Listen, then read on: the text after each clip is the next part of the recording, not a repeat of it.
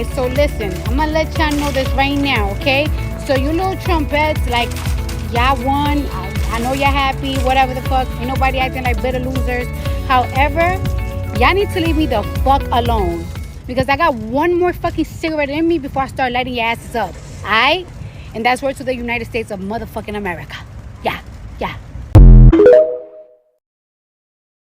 I was misled. I asked the DNC officials, are we going to win this? I even looked somebody in the eye. I said, are we going to pull this off? And they told me yes. Someone even told me we were going to win Iowa. And I gave him a weird look, but he was insistent. And this is someone high up in the campaign telling me that we would win in ruby red Iowa. So I thought they were privy to internal data that I simply wasn't seeing. People were just exuding confidence. I, of course, hoped that she would hold on to the blue wall states in Michigan, Wisconsin, and Pennsylvania. And she did win the 2nd congressional district in Nebraska. So had she held on to that one lifeline, she would have been president. But unfortunately, just the gender gap, the women voters that we were hoping to turn out, the Latinos, the young voters, the African Americans, they simply did not materialize. I'm first generation. English is my second language. I came to this country when I was a baby with my parents with $200. We came the right way. We filed an application. We waited in line. We didn't jump the line. We didn't ask for handouts. And we did things the right way.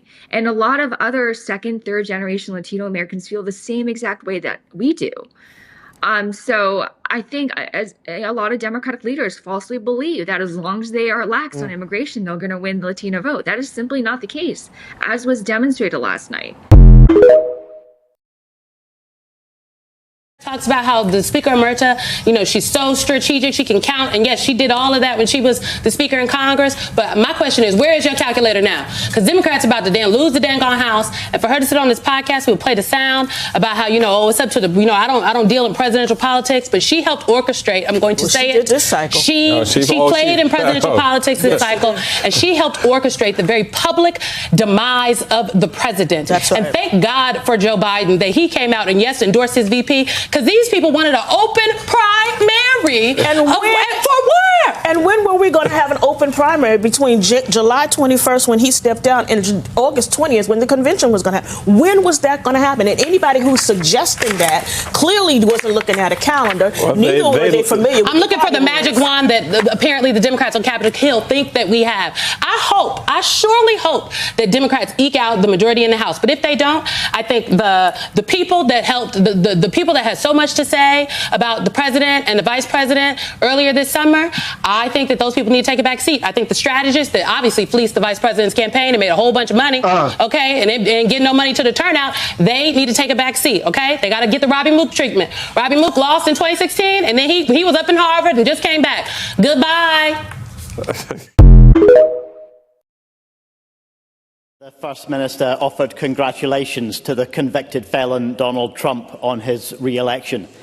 Writing officially on behalf of the Scottish Government, he wrote that he is sure Scotland's cultural and social ties with the US will flourish during the presidency of a misogynist, a climate denier, a fraudster, a conspiracy monger, a racist, a far-right politician who tried to overturn an election result both covertly and by inciting violence. Words fail me.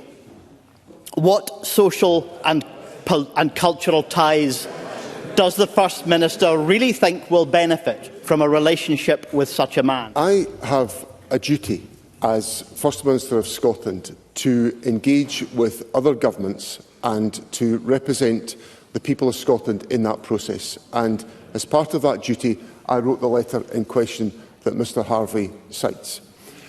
I think there are deep cultural, social and economic ties between Scotland and the United States of America. I think they're important. They're important for employment in our economy, they're important for the cultural expression of our country and for the way in which we are able to pursue those objectives. So, whilst there are very clearly, because of what I said before the presidential election, very big real differences in expression and in priority and in way of life between me and Donald Trump, I cannot deny the existence of links between Scotland and the United States. That's see what Allison has downstairs. Allison? Yeah, it's been chippy throughout, and there's definitely been some back and forth exchanges with multiple people on the Colorado sideline with the tortillas and kind of back and forth. The student section was not taking it well. They started yelling some things, throwing things other than tortillas. Shiloh Sanders returned one of those items, essentially, and that has led to the escalation that you're seeing.